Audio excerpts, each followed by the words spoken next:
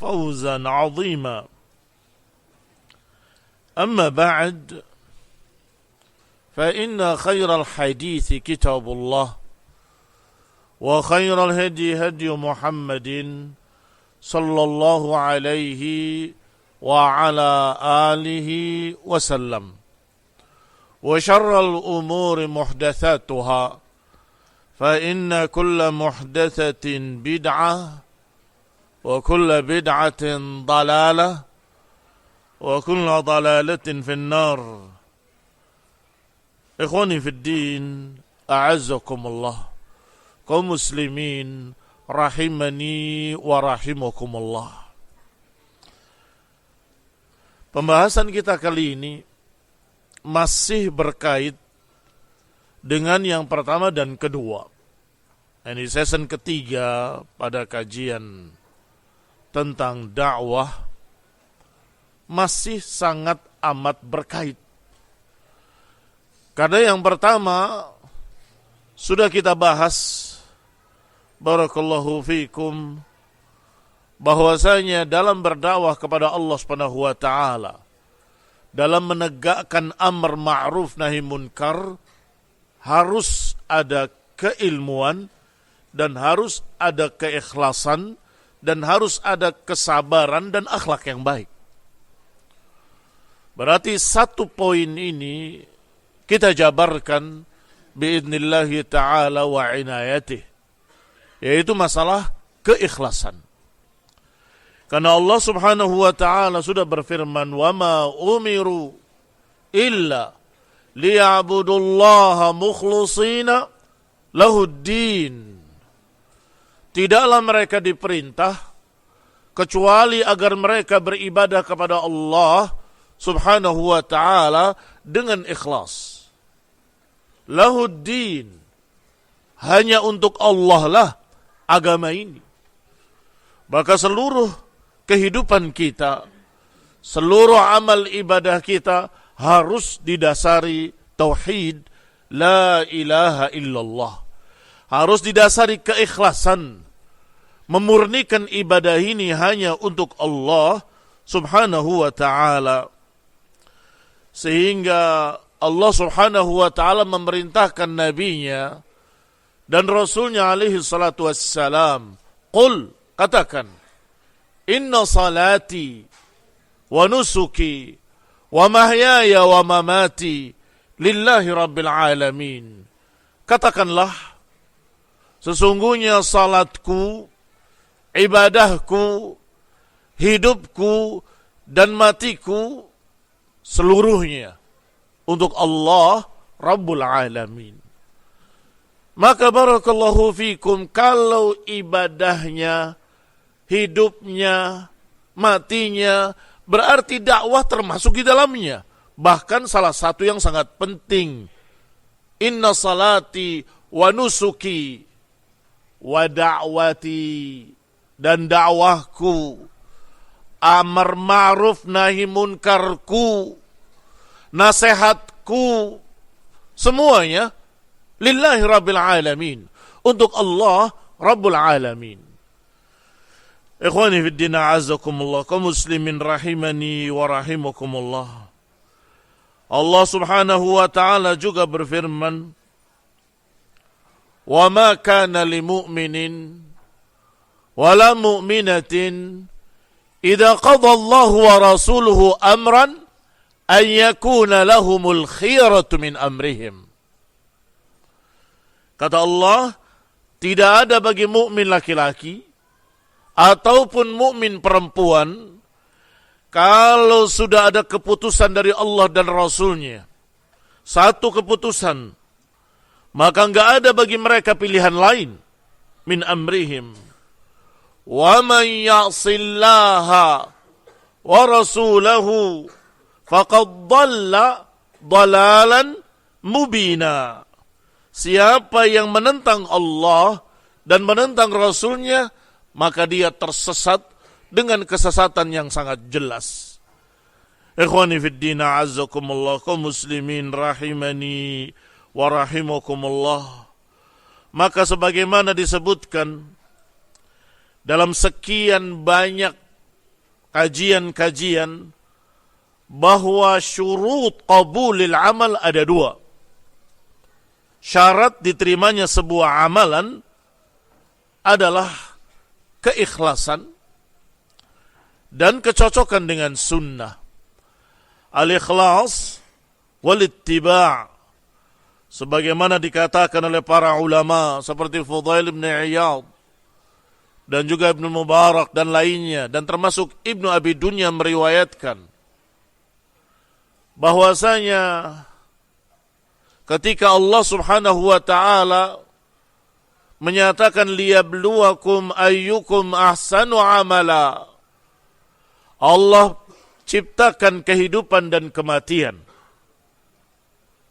Liyabluwakum, untuk menguji kalian. Ayyukum ahsanu amala, untuk menguji kalian siapa yang amalannya paling baik. Apa ukurannya? Apa barometernya dikatakan ahsan? 2 tadi. Kata beliau tadi, akhlasuhu wa aswabuh, yang paling ikhlasnya dan yang paling tepatnya. Paling ikhlas diukurnya dengan tauhid, la ilaha illallah. Untuk siapa dia kerjakan. Yang kedua, aswabuh, yang paling tepat, ukurannya adalah sunnah.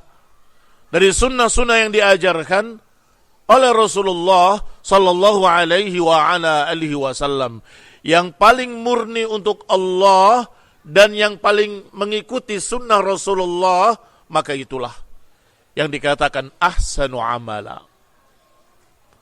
Ikhwan fillah azakumullah, kalau kajian ini kita stop sampai di sini, kita sudah mendapatkan inti dari apa yang kita bahas, yaitu mengikhlaskan amal adalah dengan meniatkan untuk Allah wahdahu. Sedangkan yang dikatakan aswabuhu adalah mencocoki sunnah-sunnah yang diajarkan oleh Rasulullah SAW. Dan gak bisa salah satunya. Aswabuhu paling tepat, paling cocok dengan sunnah, tapi gak ikhlas, rudda, ditolak. Demikian pula sebaliknya, ikhlas, niat untuk Allah, tapi yang dikerjakannya bid'ah, muhdatsah, juga tidak diterima, rudda. Dan masing-masingnya ada dalil-dalilnya. Adapun yang berbuat kesyirikan yang berarti syarat pertama yang hilang, Nabi menyatakan bahwa Allah berfirman, hadis qudsi, ana aghna syuraka ani syirki. Aku adalah yang paling kaya, kata Allah Subhanahu wa taala, dari sekutu-sekutu.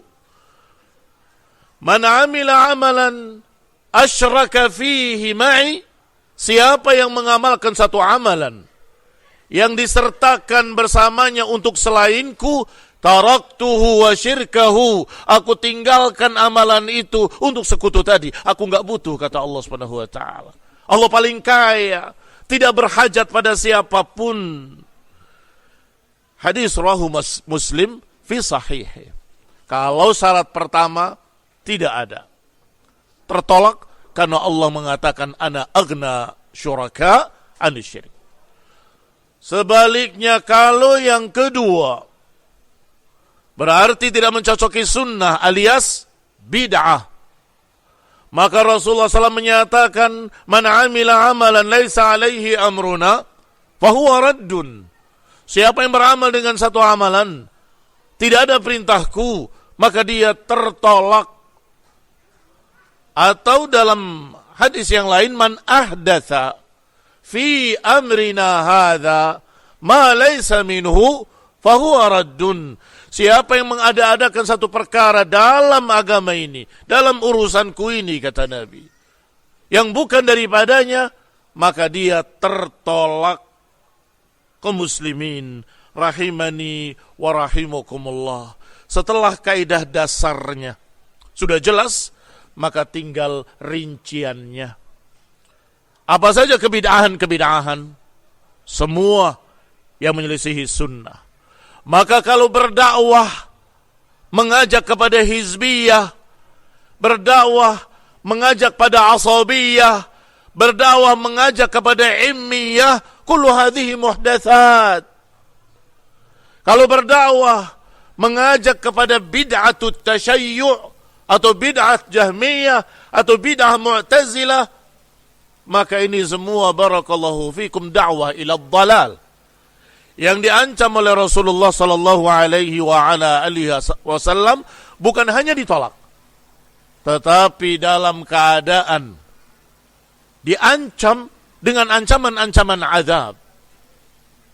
Sungguh yang paling aku khawatirkan atas kalian, kata Nabi alaihi salatu wassalam, al-a'immatul mudillin, tokoh-tokoh yang mengajak kepada kesesatan.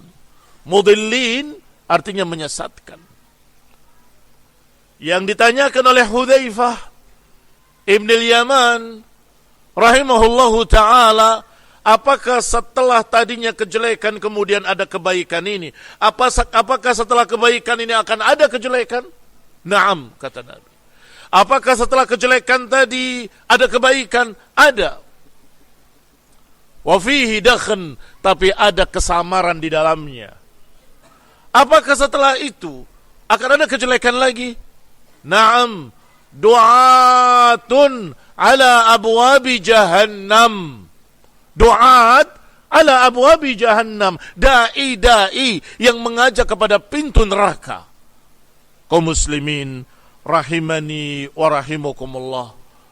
Ini barakallahu fikum prinsip dasarnya, bahwasanya dalam berdakwah harus murni karena Allah subhanahu wa ta'ala, dan harus mencocoki sunnah dari sunnah Rasulullah sallallahu alaihi wa ala alihi wasallam.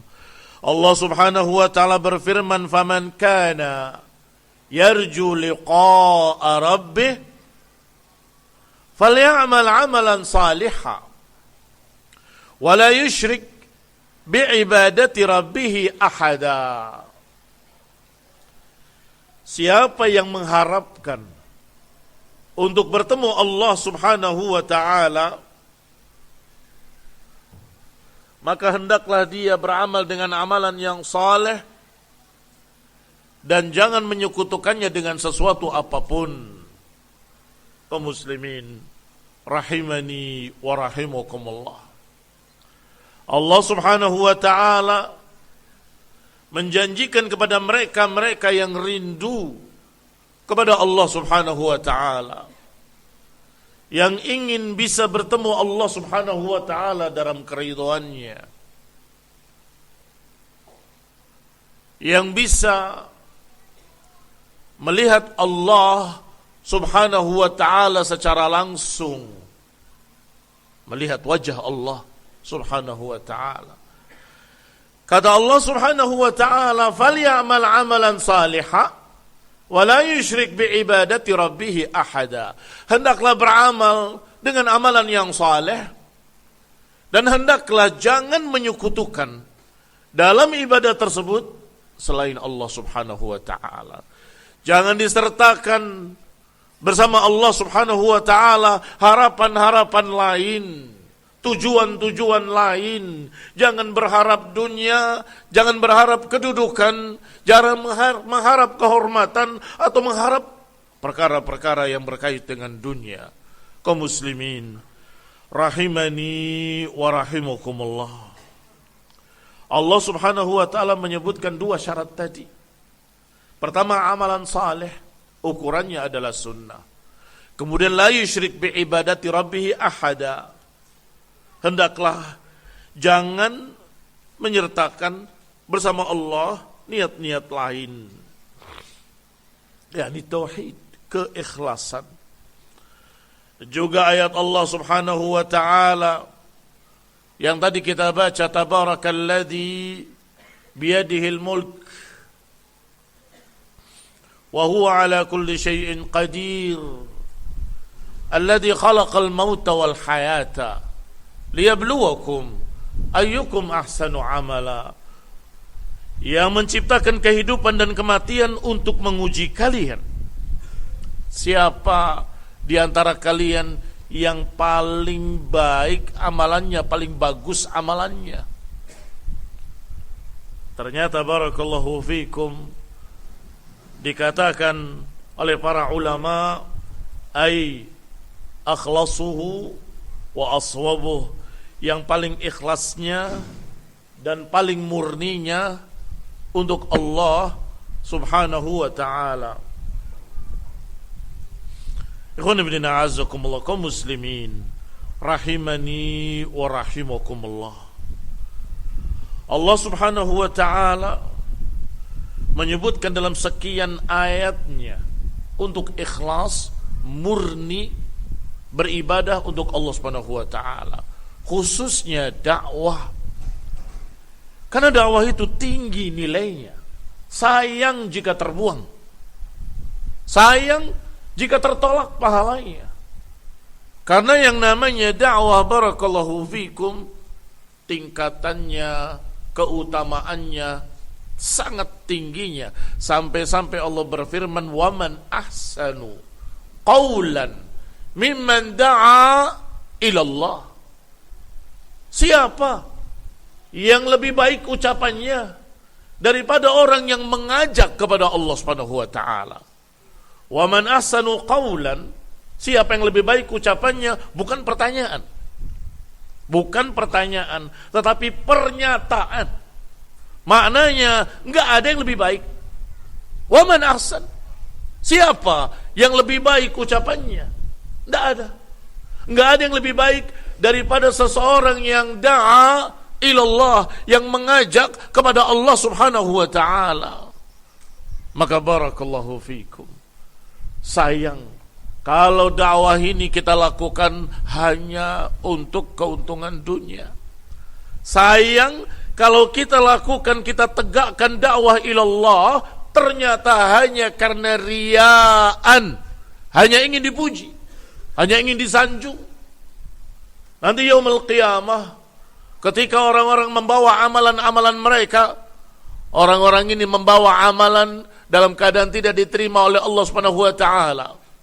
Dan Allah mengatakan pada mereka, idhabu ila man kuntum turauna fid dunya. Pergilah kalian kepada orang-orang yang kalian dulu di dunia ingin dipuji oleh mereka. Idhabu ila man kuntum turaun, hal tajidu minhum jazaa. Apakah kalian mendapati dari mereka pahala? Allah enggak memberikan pahala, tapi silahkan minta pahala dari orang-orang yang kalian dulu di dunia ingin dipuji oleh mereka. Yang kalian dulu di dunia beramal saleh, berdakwah, hanya ingin dipuji oleh mereka, minta dari mereka pahalanya. Ini adalah taubih, dijelekkan, dicemoohkan oleh Allah subhanahu wa ta'ala nanti yaumul qiyamah. Ikhwan fillah a'azzakumullah, kaum muslimin rahimani wa rahimakumullah. Ada lagi ketidakikhlasan, tetapi tersamar. Orang yang melakukannya mengira bahwa dia sedang berjuang fi sabilillah. Orang yang melakukannya mengira bahwa dia sedang berdakwah ke dalam Islam, ke dalam agama yang mulia. Ternyata dia mengajak kepada hawa nafsu. Misi yang dia bawa bukan misi yang ada dalam Quran was sunnah. Misi yang dia bawa adalah misi yang ada di dalam hawa nafsunya. Saya harus begini, saya harus mendapatkan itu. Itu hawa. Sehingga barakallahu fikum, orang-orang yang seperti ini, na'udzubillah wa nasallahu salama wal afiyah, orang seperti ini barakallahu fikum, dia merasa sedang berjuang, tetapi ternyata dia sedang memuaskan hawa nafsunya sendiri. Ikhwan fillah a'azzakumullah, kaum muslimin rahimani wa rahimakumullah. Di dalam hadis yang sahih diriwayatkan oleh para ulama dalam riwayat Muslim di antaranya, Dan juga diriwayatkan oleh Ibnu Abi Asim dalam As-Sunnah bahwasanya Rasulullah sallallahu alaihi wa ala alihi wasallam pernah membaca ayat Allah Subhanahu wa taala, "Huwallazi anzala 'alaikal kitaba minhu ayatun muhkamatun hunna ummul kitab wa ukharu mutasyabihat." Dialah Allah yang menurunkan kepadamu wahai Rasul kitab yang di dalamnya ada ayat-ayat yang muhkamat. Itulah induk kitab. Dan ada ayat-ayat lain mutasyabihat yang tersamar maknanya. Fa ammal ladzina fi qulubihim zayghun fayattabi'una ma tashabaha minhu ibtigha'al fitnah wa ibtigha'a ta'wilih. Kata Allah, adapun orang-orang yang fi qulubihim zaig, adapun orang-orang di dalam hatinya ada zaig, ada penyimpangan, ada penyakit, fayattabi'una ma tashabaha minhu, mereka akan mencari ayat-ayat yang tersamar maknanya, bukan mencari yang muhkamat kemudian mutasyabihat mendukungnya, tapi dibalik, mencari ayat-ayat mutasyabihat supaya bisa ditakwilkan. Apa kata Allah? Ibtigha'al fitnah wa ibtigha'a ta'wili, mencari fitnah dan mencari takwilnya. Ikhwan fillah a'azzakumullah, di sini ada Al-Qur'an, di sini ada sunnah, di dalam hatinya ada zaig,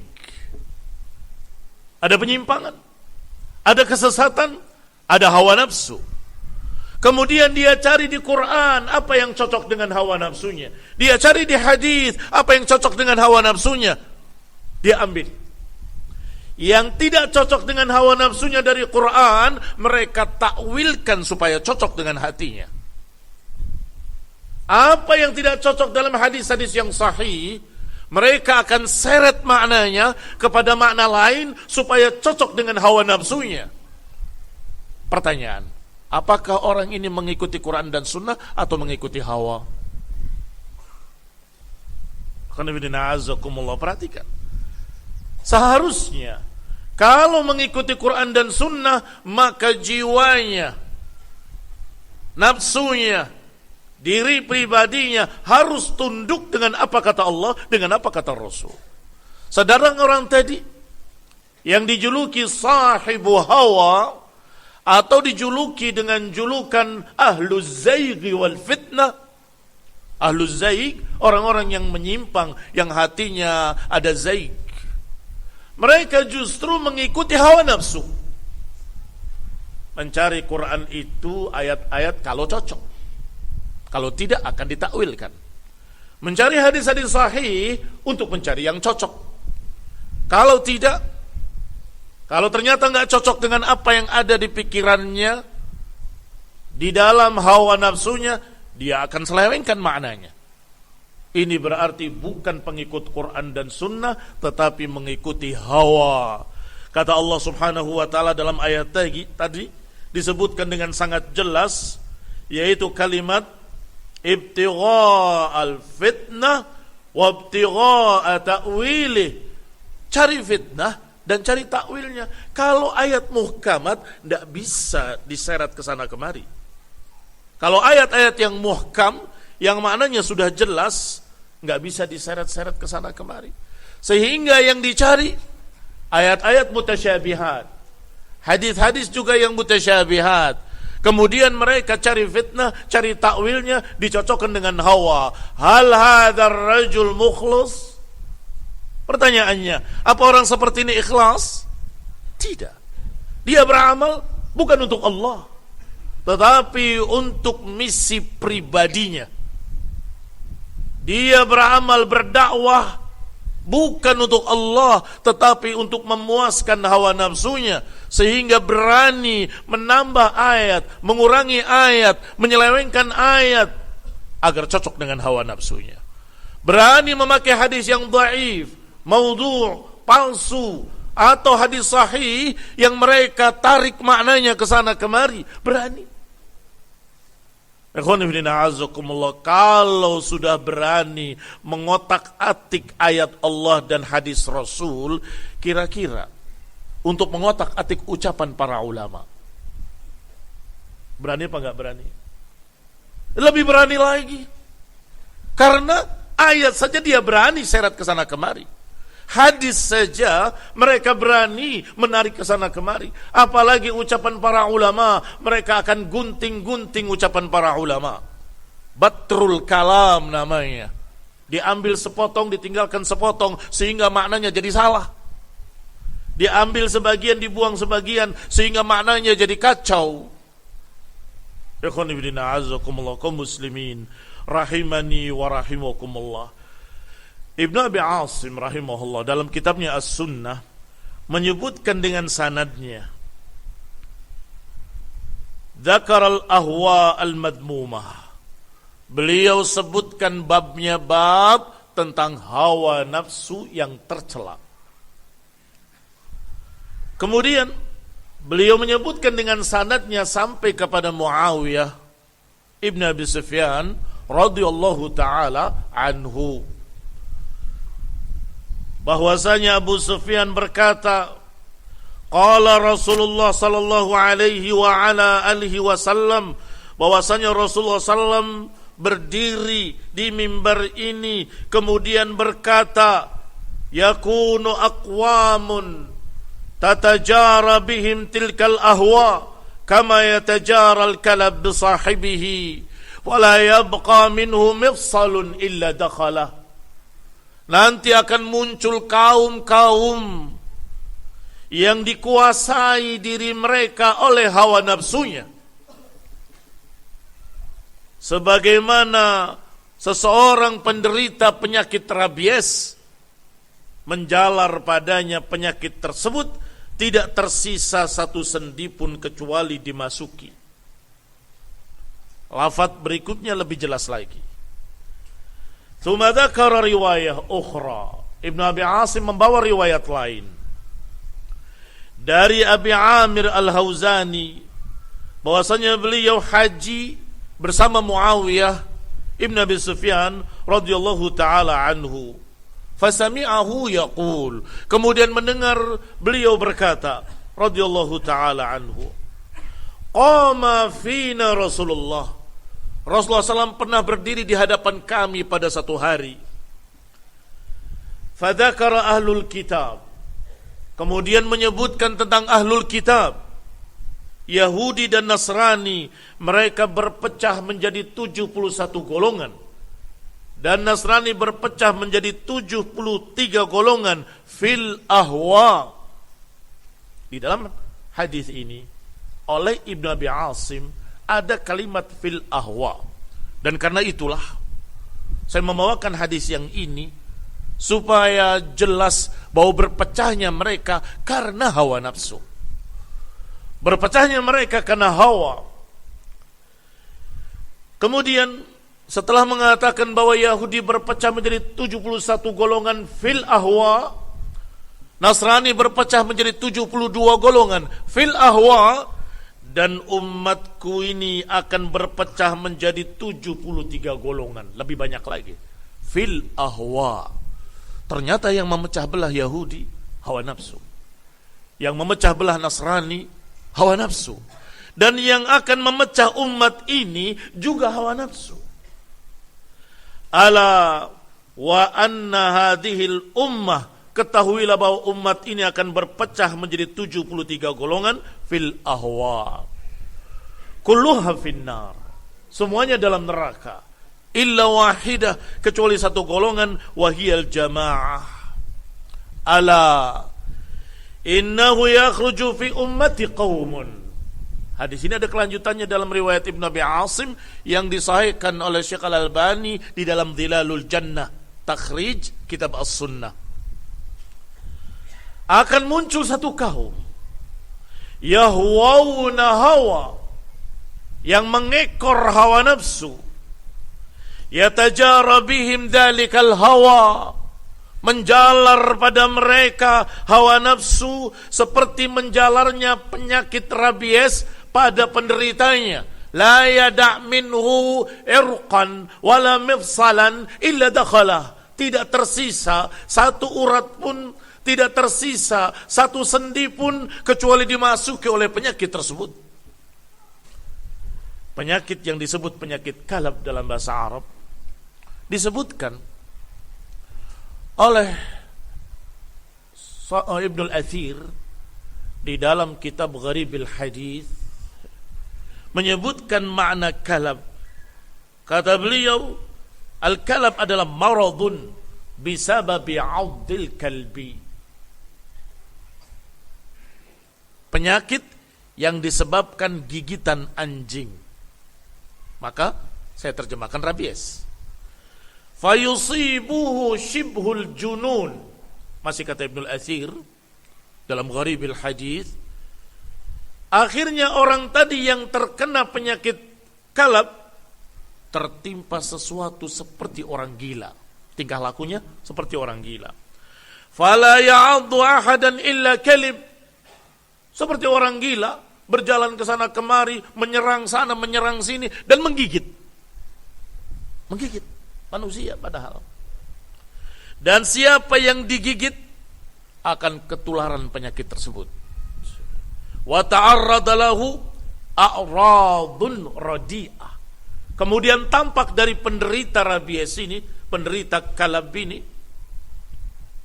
gambaran-gambaran yang buruk. Orang yang seperti orang gila tingkah lakunya. Dan tidak mau tersentuh air, tidak mau minum air. Sampai kemudian mati kehausan. Ini penyakit kalab dalam Nihayah fi Gharibil Hadis oleh Ibnul Athir rahimahullahu ta'ala. Nabi sallallahu alaihi wasallam di dalam hadis ini mempermisalkan hawa nafsu seperti penyakit rabies. Apa wajhu syabahnya? Apa inti persamaannya? Ikhwan ibn a'azakumullah, wajhu syabah, sisi persamaannya antara hawa dengan kalab, dengan rabies adalah siapa yang terkena penyakit hawa seperti terkena penyakit rabies, yaitu berjalan tanpa huda, berjalan tanpa bimbingan.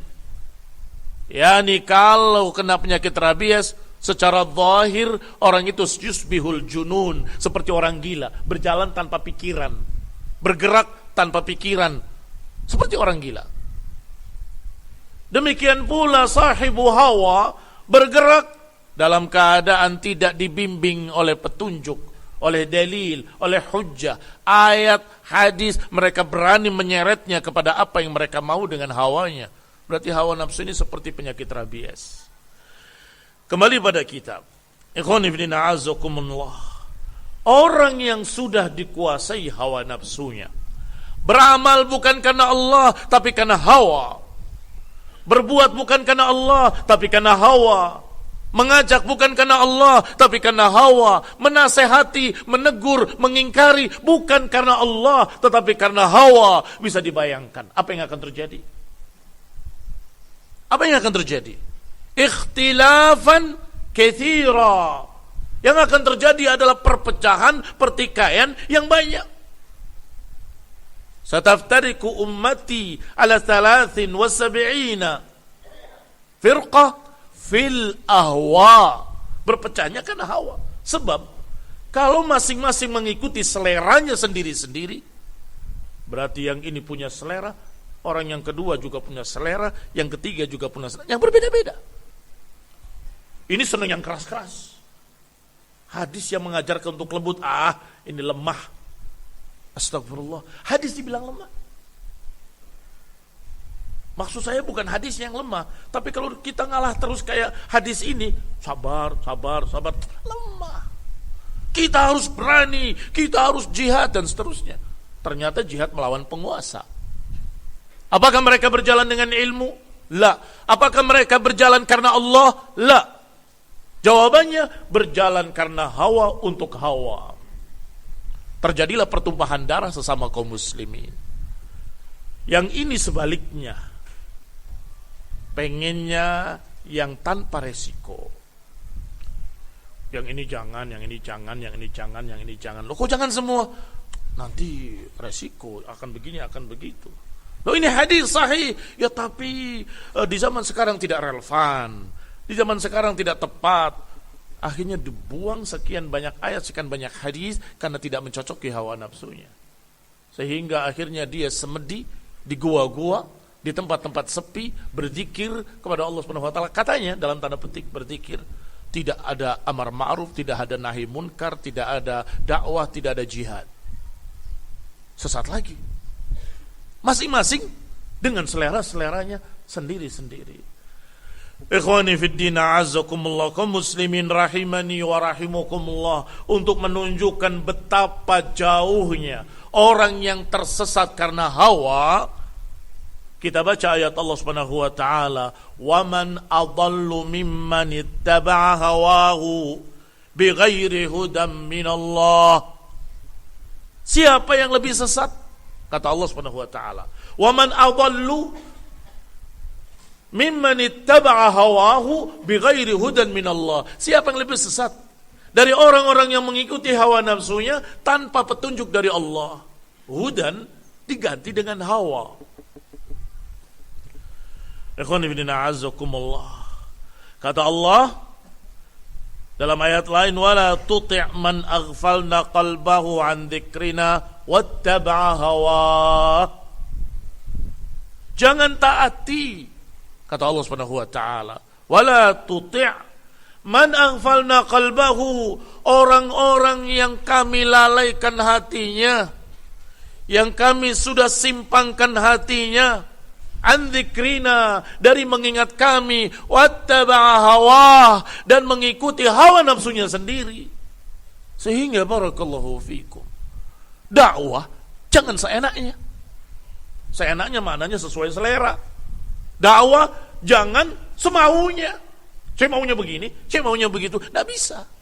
Ada aturannya, ada bimbingannya, dan ada niatnya yang benar. Apa niatnya? Li'i'la'i kalimatillah, untuk mengangkat kalimat Allah, la ilaha illallah. Dakwah ilallah, mengajak kepada Allah. Sudah disebutkan kemarin beberapa ayatnya. Qul hadhihi sabili ad'u ilallah. Ayat yang tadi barusan kita baca, yang Allah puji setinggi-tingginya, wa man ahsanu qawlan mimman da'a ilallah juga. Ilallah. Harus ada niat yang ikhlas untuk Allah, mengajak kepada Allah Subhanahu wa taala. Jangan seenaknya sendiri, semaunya sendiri, kemudian berpikir sendiri, ngelamun di kamarnya, bahkan kadang di kamar mandi. Kayaknya kalau begini akan bagus. Kayaknya kalau begitu. Berpikir. Jangan. Agama ini sudah baku, turun sudah lengkap, dan terakhir Allah turunkan, al-yauma akmaltu lakum dinakum, hari ini aku sudah sempurnakan untuk kalian agama kalian, sudah lengkap, tinggal dipelajari, kerjakan. Pelajari, kerjakan. Pelajari, kerjakan. Gak perlu kalian ngarang-ngarang sendiri, berpikir sendiri, gimana ya caranya? Mungkin kalau kayak gini lebih bagus, mungkin kalau kayak gitu lebih bagus. Akhirnya mengada-ada. Ikhwan fillah, a'azzakumullah, ketika melihat ayat bertentangan dengan pikirannya, ayat ini kayaknya kurang, mungkin tafsirnya bukan begini. Ayat yang disalahkan, dia anggap tidak begini. Ada seorang khawarij di daerah saya, datang ke satu toko. Kebetulan tokonya, qadarullah, tokonya kita ahlu sunnah. Tiba-tiba tanpa diajak bicara, berbicara. Menurut saya orang yang tidak berhukum dengan hukum Allah kafir, maka ini kafir, pemerintah ini semua kafir, halal darahnya dan seterusnya.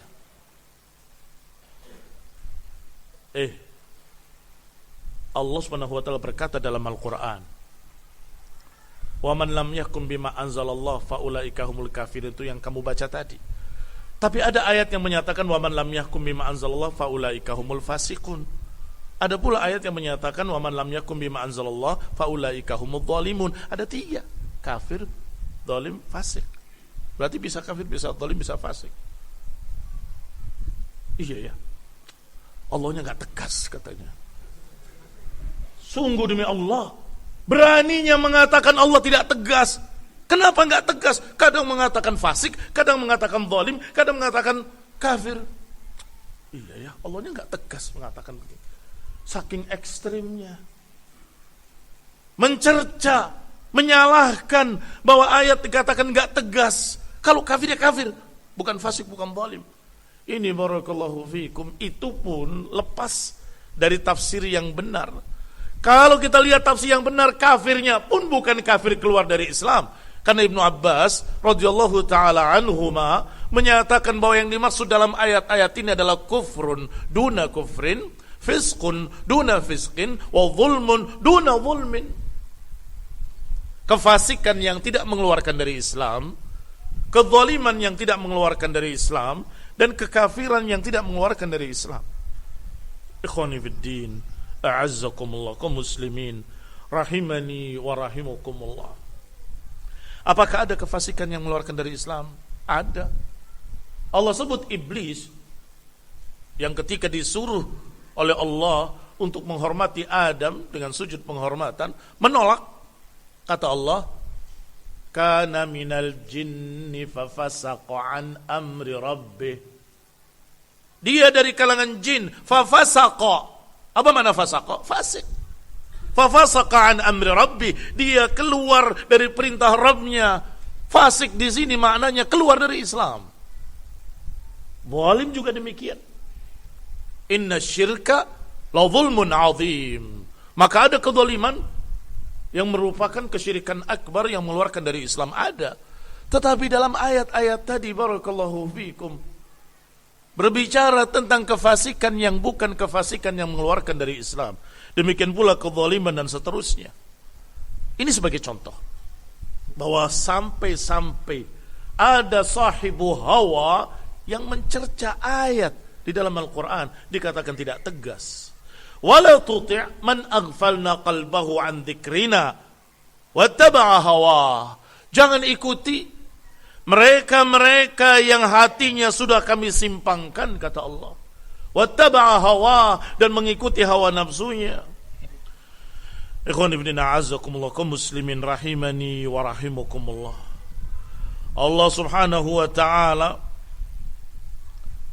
juga menyatakan dalam sekian banyak ayat yang lain tentang kejelekan hawa. Kamu cari dalam Al-Quran ayat yang ada kata hawa. Cari di komputer, klik tulis hawa, klik berapa ayat yang keluar di dalam Mu'jam li Alfadhil Quran. Apakah ada yang dipuji? Enggak ada satupun kata hawa yang dipuji oleh Allah Ta'ala dalam Quran. Semuanya dicerca. Semuanya dalam keadaan mazmum, tercela. Dan Allah Subhanahu wa ta'ala juga menyebutkan dalam beberapa ayatnya tentang hawa nafsu.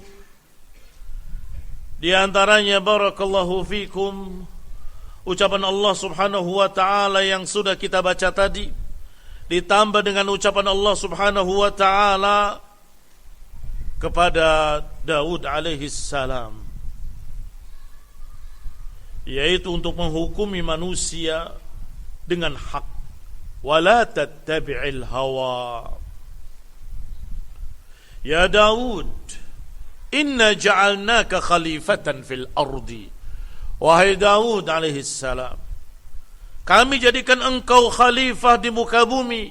Fahkum bainan nasi bil haq. Hukumilah di antara manusia dengan kebenaran. Wala tattabi'il hawa. Jangan ikuti hawa nafsu. Fayudillaka an sabilillah. Akan menyesatkan engkau dari jalan Allah. Innal ladzina yadulluna an sabilillah lahum adzabun syadid. Siapa yang menyimpang dari jalan Allah, maka baginya azab yang sangat pedih. Bima nasu yaumil hisab. Karena apa yang mereka lupakan dari yaumil hisab. Ikhwan ibn a'azakumullah. Ayat lain Allah Subhanahu wa ta'ala juga berfirman, walau ittaba'al haqqu ahwa'ahum lafasadatis samawatu wal ardu wa man fihinna.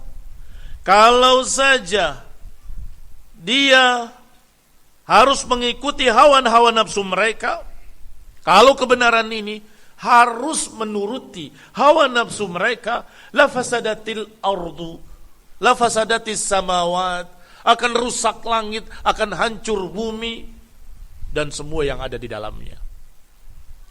Ikhwan fillah azakumullah.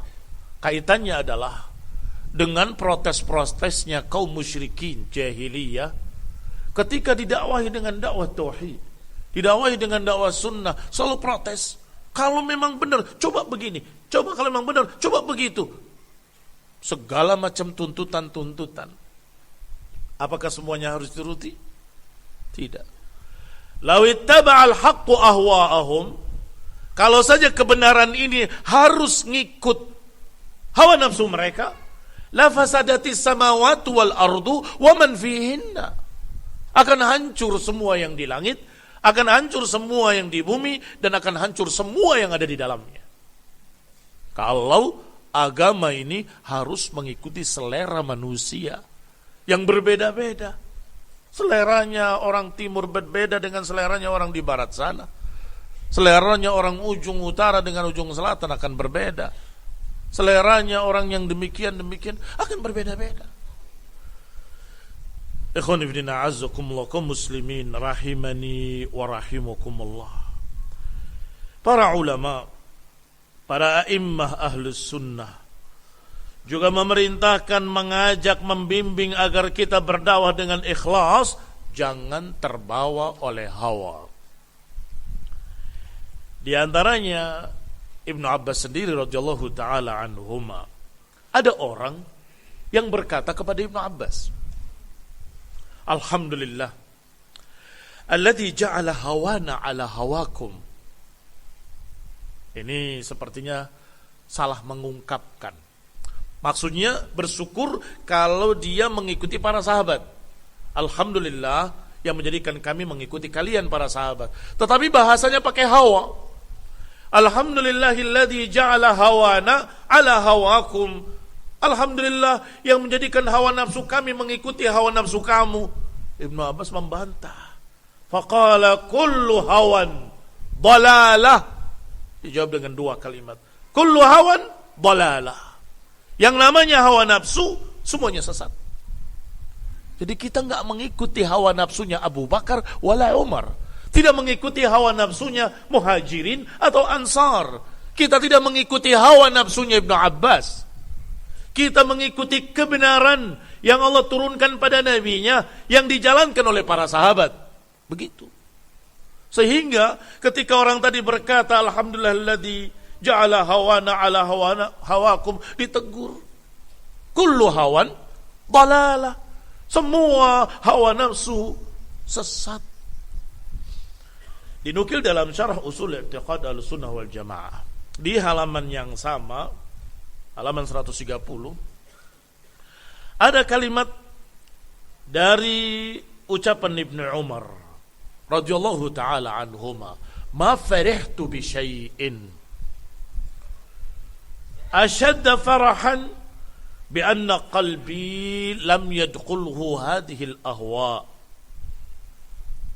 Kata beliau radhiyallahu taala anhu, aku tidak gembira dengan sesuatu apapun di dalam Islam yang lebih daripada kegembiraanku ketika aku selamat dari hawa nafsu tersebut. Hawa nafsu tersebut apa saja? Di zaman Ibnu Umar sudah muncul Khawarij, sudah muncul Syiah Rafidhah, dan sudah muncul Qadariyah. Ketika datang dua orang dari Irak kepada Ibnu Umar dalam hadis Sahih Muslim, yang satu mengapit dari kanan, satu mengapit dari kirinya.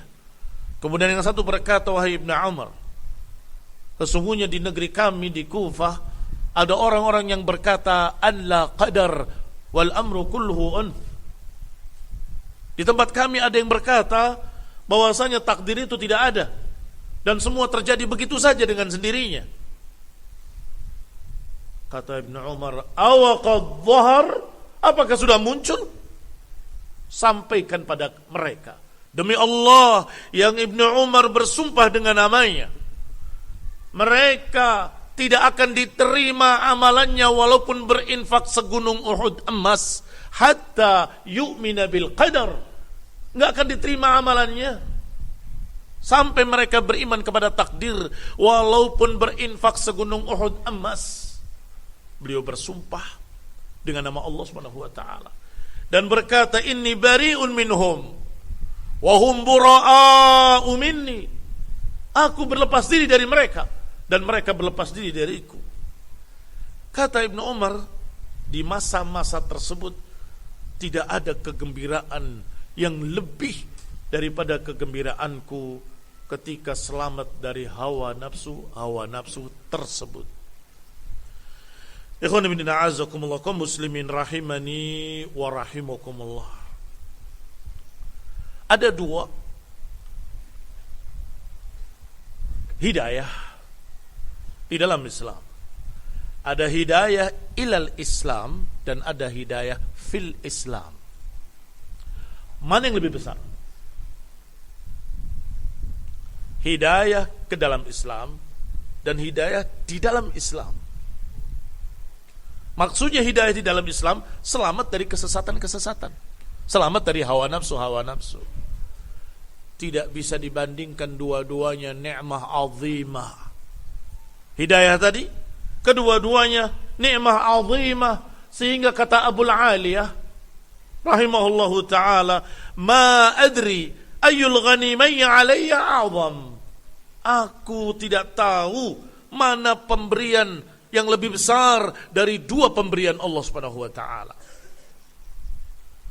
Id akhrajanillah minasyirki ilal Islam. Yang pertama, ketika Allah mengeluarkan aku dari kesyirikan ke dalam keimanan, keislaman. Itu yang pertama. Dan yang kedua, au asamani fil islami, ketika Allah menyelamatkan aku dalam Islam dari hawa nafsu tersebut. Ikhwan ibn a'azakumullah, dua-duanya azimah. Mengapa? Karena kalau dia masuk dalam Islam, artinya dari kesesatan masuk Islam. Kalau di dalam Islam dia sesat, berarti keluar lagi, kan begitu. Sehingga Khawarij dikatakan oleh Rasulullah SAW bahwa mereka ini kaum Khawarij yakhrujuna minad din kama yakhrujus sahmu minar ramiyah. Keluar dari agama seperti keluarnya anak panah dari buruannya. Masuk dari satu sisi, keluar dari sisi lain.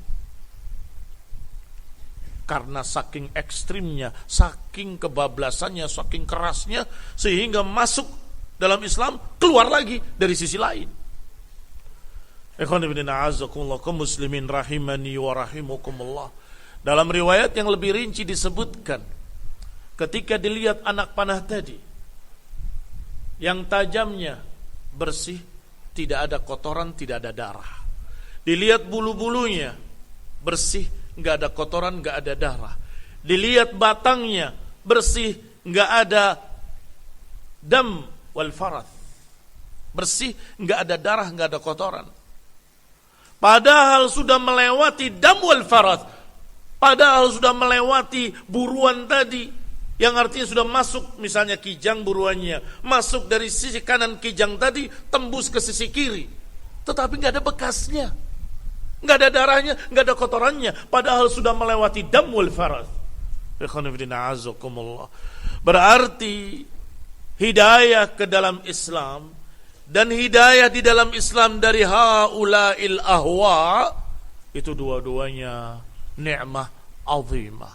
Pertahankanlah hidayah yang menyebabkan kita biidnillahi menjadi orang yang kenal tauhid, kenal sunnah, kenal dakwah salafiyah. Pegang kuat-kuat.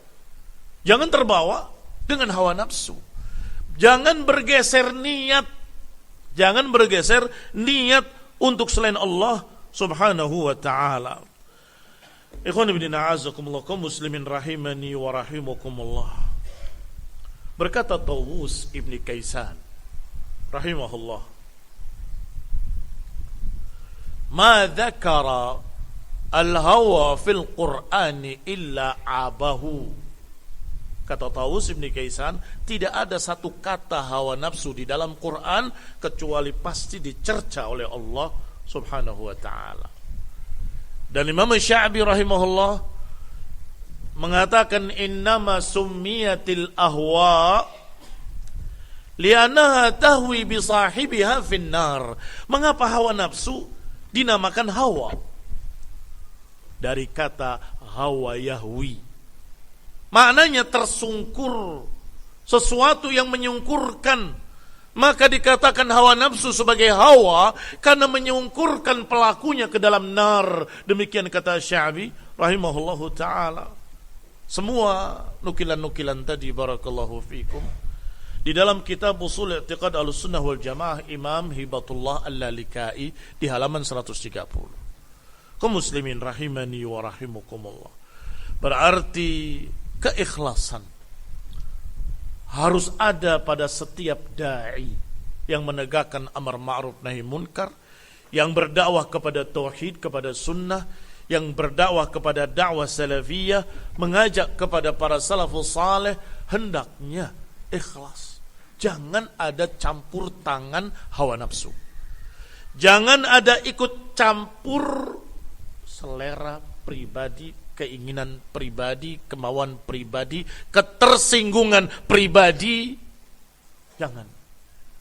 Dan jangan ada riya, bangga diri, sombong, sehingga dia ketika berbicara hanya ingin meyakinkan hadirin bahwa saya ini berilmu, sehingga kadang-kadang ketinggian dakwahnya, kata-katanya, kalimatnya tinggi.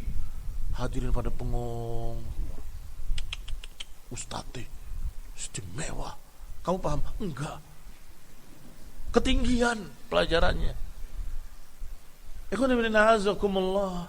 Janganlah, karena bukan itu tujuannya. Tujuannya bagaimana supaya kaum muslimin paham, bagaimana supaya kaum muslimin mengerti tauhid, mengerti pentingnya sunnah, dan mengerti pentingnya untuk kembali kepada pemahaman para sahabat, kepada pemahaman salaf. Itu intinya. Sehingga kalau bukan kelasnya, ya nanti saja nggak akan paham. Khatibun nas ala qadri uqulihim, kata para sahabat. Ucapan Ibnu Mas'ud, ucapan sahabat yang lainnya mirip, ucapan Ali bin Abi Thalib. Ajak bicara manusia sesuai dengan tingkatan nalar mereka. Supaya apa? Supaya paham. Jangan sebaliknya, karena tingkatannya tidak pas, akhirnya disalahpahami. Kalau disalahpahami, dua-duanya salah. Yang berbicaranya karena terlalu tinggi sehingga mereka tidak paham, yang mendengarkannya juga kenapa nggak tanya, akhirnya tersesat. Barakallahu fikum. Ini bahayanya kalau berbicara terlalu tinggi karena yang diinginkan hanya menunjukkan dirinya. Ikhwan bin a'azakumullah, itu yang namanya ujub binafsihi, bangga diri dengan apa yang dia punya. Allah subhanahu wa ta'ala berfirman, falamma ja'atuhum rusuluhum bil bayyinati farihu bima indahum minal ilm wa haqa bihim ma kanu bihi yastahzi'un. Ketika datang pada mereka rasul-rasul mereka dengan keterangan yang jelas, tiba-tiba mereka membanggakan apa yang mereka punya dari ilmu. Saya mengerti ini, saya mengerti itu, saya alim dalam bidang ini, saya alim dalam bidang itu. Wa haqa bihim, maka pantaslah mereka, kata Allah subhanahu wa ta'ala, untuk ditimpa makanu yastahzi'un, ditimpa apa yang mereka perolok-olokkan. Mana adab, mana katanya akan turun batu dari langit, mana diperolok-olok oleh mereka, akhirnya benar-benar ditimpa oleh mereka. Mengapa mereka terhalang dari dakwah? Karena sikap bangga diri, karena sikap sombong, sikap merasa paling hebat, paling tinggi. Maka Rasulullah SAW mengajarkan kepada kita, idza ra'aita hawan muttaba'a wa syuhhan muta'a wa ijaba kulli dhi ra'yin bi ra'yihi fa'alaika bi khassati nafsik. Kalau engkau melihat hawa nafsu yang diikuti dan engkau melihat kebakhilan yang dituruti, dan kau melihat i'jabu kulli dhi ra'yin bi ra'yihi, kamu melihat masing-masing orang merasa bangga dengan ra'yu yang mereka punya, maka alaika bi khassati nafsik, maka hendaklah engkau pentingkan dirimu sendiri, selamatkan dirimu. Ikhwan fillah azakumullah. Ucapan Rasulullah sallallahu alaihi wa ala alihi wasallam agar kita lebih mementingkan diri kita, jangan berkepanjangan, jangan kalian berdebat panjang lebar, debat kusir, buang waktu, buang tenaga. Mengapa? Bisa jadi engkau yang berubah.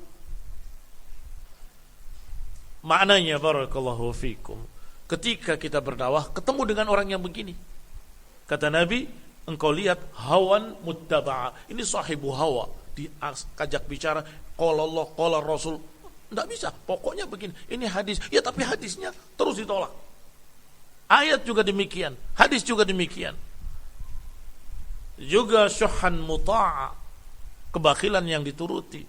Dan masing-masing mereka bangga dengan akal kecerdasan mereka, kulli dhi ra'yin bi ra'yihi, berbangga dengan pendapatnya sendiri. Mau ngomong apa kita? Ya sudah, tinggalkan saja. Iya kan? Barakallahu fiikum. Kalau engkau layani, habis waktumu. Karena sudah tertutup dengan i'jabu bi ra'yihi, bangga diri dengan pikirannya sendiri. Dan ditambah lagi sudah sahibu hawa. Tetapi ketika kita tidak tahu, apalagi kita tahu mereka awamun nas, kita nasihati, kita ingatkan, kita nasihati, kita ingatkan. Kalau ternyata begitu, selamatkan dirimu sendiri. Alaika bi khassati nafsik, selamatkan dirimu, selamatkan keluargamu, istrimu dan anak-anakmu. Berkata Syekhul Islam Ibnu Taimiyah rahimahullah, ala tara anna alladhi yu'azzim nafsahu bil batil yuridu an yansura kulla ma qalahu walau kana khata'a. Perhatikan kata Syekhul Islam Ibnu Taimiyah rahimahullah, tidakkah kau lihat orang yang membesarkan dirinya, meninggikan dirinya, biasanya orang ini pasti akan membela kebatilannya dan akan membela pendapat sendiri, pendapat pribadinya walaupun salah. Mengapa? Gengsi. Ini yang saya katakan tadi dari awal, yang namanya dakwah harus ada keikhlasan, jangan ada riya, jangan ada ujub binafsihi. Karena kalau sampai kamu mengucapkan satu kata salah, diuji kamu. Apakah mau mengakui kesalahannya besok? Afwan, kemarin saya salah, yang benar begini. Atau justru kamu mencari pembenaran, mencari pembenarannya dari sana dari sini. Mengapa? Gengsi. Jangan sampai saya jatuh kehormatan saya, jangan sampai saya dilecehkan, jangan sampai saya begini, saya begitu. Jadi saya untuk menyelamatkan saya tadi, maka dia mulai membela kesalahannya, tidak mau berubah. Padahal hati kecilnya sesungguhnya iya sih memang salah, tapi enggak, kalau saya ngalah nanti mereka akan bilang apa terhadap saya. Jadi ukurannya barakallahu fikum, kalau tidak ikhlas biasanya na'udzubillah akan membela kesalahannya walaupun salah, walaupun tahu itu salah, karena ingin menjaga kehormatan pribadinya. Padahal kalau orang itu menyatakan dengan jujur, saya salah, saya keliru, saya cabut ucapan saya kemarin karena ada hadis yang sahih, itu justru mulia, justru menjadi terhormat dimuliakan oleh Allah Subhanahu wa taala. Jangankan kamu dan saya yang ilmunya sangat di bawah, para ulama, para a'immah kadang tergelincir salah dan diumumkan. Syekh Ubaid al-Jabiri, saya keliru mengatakan begini kemarin, saya cabut ucapan saya, wa astaghfirullahal azim. Wa huwa syekh alim. Sehingga barakallahu fikum, keikhlasan membawa kejujuran. Tetapi sebaliknya ketidakikhlasan membawa ujub, bangga diri, membawa kepada riya, kepada kesombongan dan seterusnya. Ikhwani fillah a'azzakumullah, kaum muslimin rahimani wa rahimakumullah. Juga beliau Syekhul Islam masih berkata, hubbuka syai' yu'mi wa yusim. Kecintaanmu pada sesuatu akan menyebabkan engkau buta dan tuli. Wal insanu majbulun ala hubbi nafsih. Sedangkan manusia seringkali lebih mencintai dirinya sendiri. Fahuwa la yara illa mahasinaha, sehingga dia tidak melihat dirinya kecuali yang baik-baik. Wa mubghid li khasmihi la yura illa masawi'ahu. Sebaliknya, karena bencinya kepada pesaingnya, selalu yang kelihatan yang jelek-jelek. Demikian kata Syekhul Islam Ibnu Taimiyah.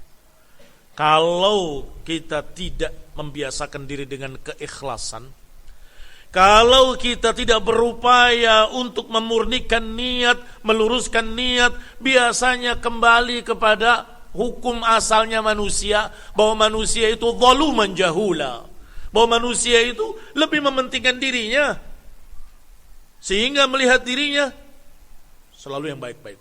Bukankah saya baik? Bukankah saya jujur? Bukankah saya yang baik semuanya? Tidak bisa melihat kejelekannya sendiri, kecuali kalau sudah bercermin. Wah, iya ternyata ada corengnya di sini. Siapa cerminnya? Saudaranya. Al-mu'min mir'atu akhihi, kata Nabi. Seorang mukmin itu cermin saudaranya. Tetapi sebalik yang lihat orang lain, yang kelihatan yang jelek-jelek. Oh, dia kurang begini, kurang begitu, kurang begini. Ikhwan ibn a'azzakumullah, kaum muslimin rahimani wa rahimakumullah. Maka dengan keikhlasan, dia akan menerima gambaran yang ada di cermin, bukan memecahkan cerminnya. Buruk rupa, cermin dipecahkan. Lu salah siapa? Kok cermin yang dipecahkan? Mukamu buruk, maaf. Kenapa cermin yang dipecahkan? Ini khonibina azakumullah, dia ada kesalahan, diingatkan oleh saudaranya. Ada coreng di wajahnya, diingatkan oleh saudaranya, ya akhi, engkau ada corengnya di wajahmu, hapuslah. Oh, enggak bisa, kamu berani mencerca saya. Loh, itu tolong dihapus, itu coreng di wajah. Kamu menuduh saya, memang kamu ini begini, kamu ini begitu. Nanti lihat saya balas besok. Saya akan cari kejelekan kamu.